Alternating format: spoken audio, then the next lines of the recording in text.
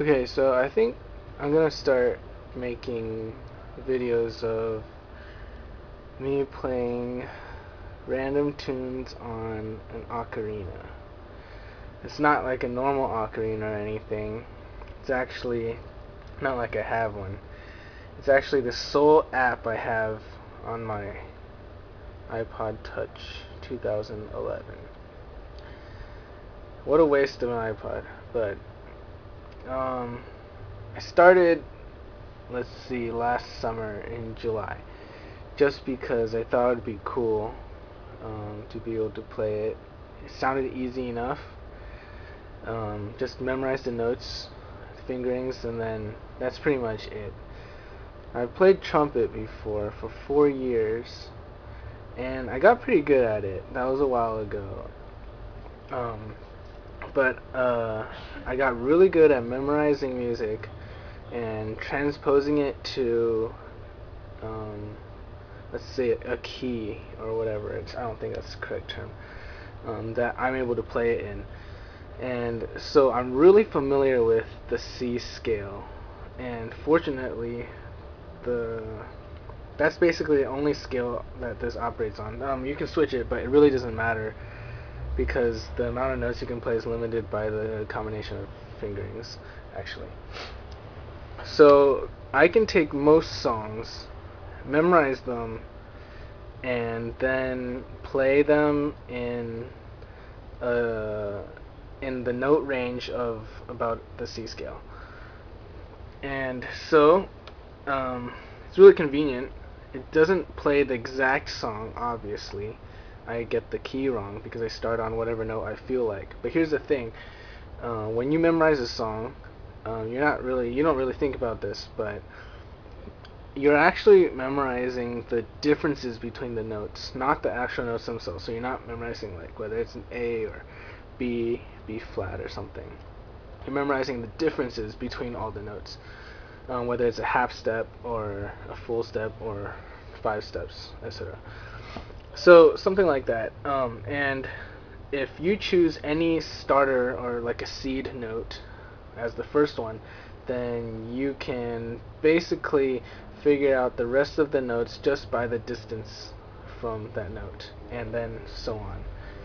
And so I got really good at that. I used to think it was perfect pitch, but I don't think so anymore. I think perfect pitch is actually something much more profound, which some people can just they just know the note, just exact pitch that a note is playing on.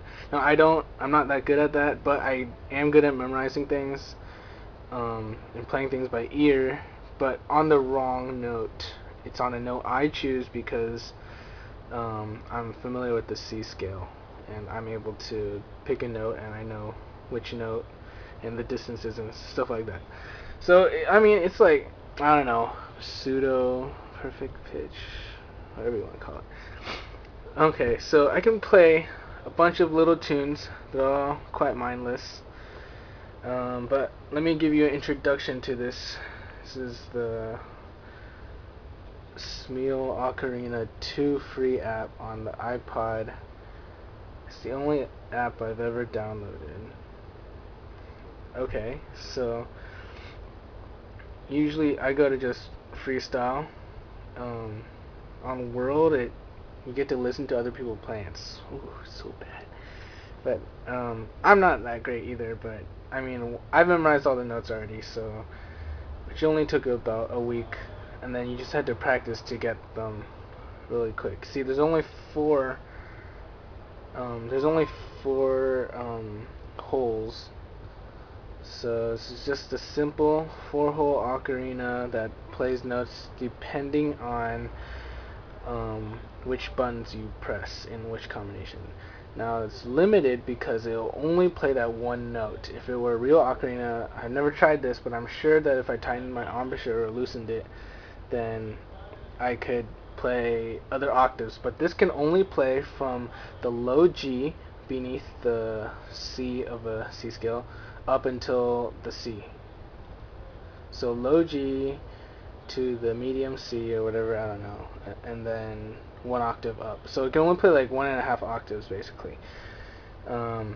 Also, it does not have enough fingering combinations to be able to play the C sharp and the E flat or the D sharp.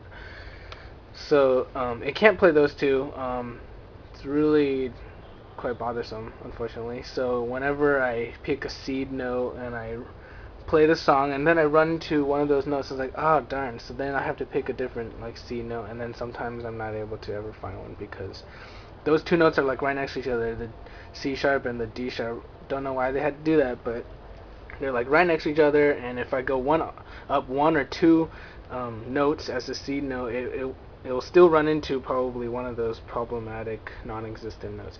See, on an actual ocarina, that would require holding down half of the hole, but you can't do it with this thing. And then the 6-hole ocarina, you can open and close 2 holes that are right here, but obviously it doesn't have that. So you can't play everything, and maybe when you hear me play later, you'll see that I have to keep adjusting the octave because it can't go any higher than the kind of high C. So if I want to play the D right after, I'm gonna have to go down an octave to play that D. It might sound kind of weird and jumpy and not very pleasant, but I can't do anything about that one, right? So, okay, might as well run through all the notes. I'll play the chromatic scale first.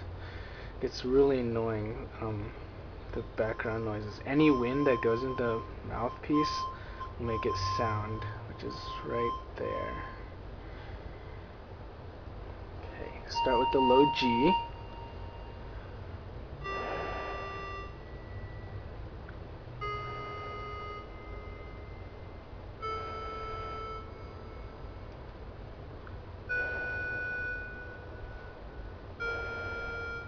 Oops, played this in the wrong order. Played the B before the B flat, but whatever, forgive me. No C sharp. No D sharp.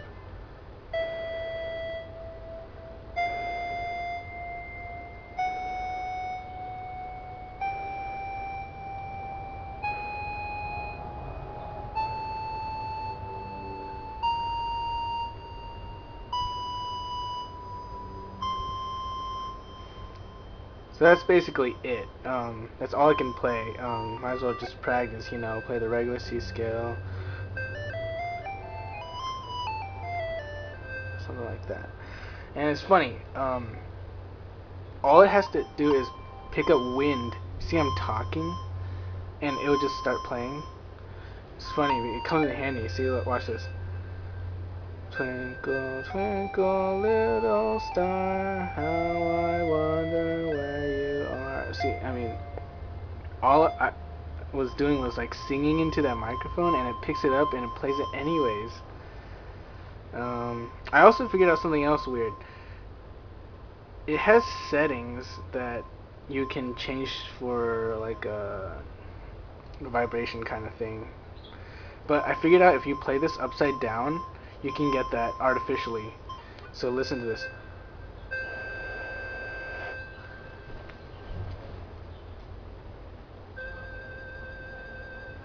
Is that weird?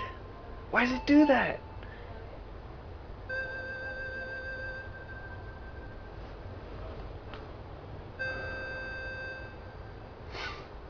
Okay, well, that's it. I guess I'll play some other songs. Twinkle Twinkle Little Star is not that great or anything. So, let's see. So I'm on the root C scale, and the Ionian mode.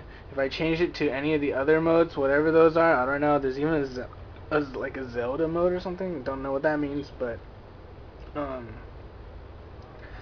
it doesn't change the amount of notes you can play. There's always 2 notes that you can't play, which are in the same locations. And I don't see why it matters to change the root note, because the only thing that really matters is the difference between notes, not the actual note, remember? So yeah, that's the introduction to the Smule Ocarina 2 app on iPod. If I change it to any of the other modes, I won't know the fingers anymore, so I think this is good enough. Yep. Gonna make some more videos, I guess.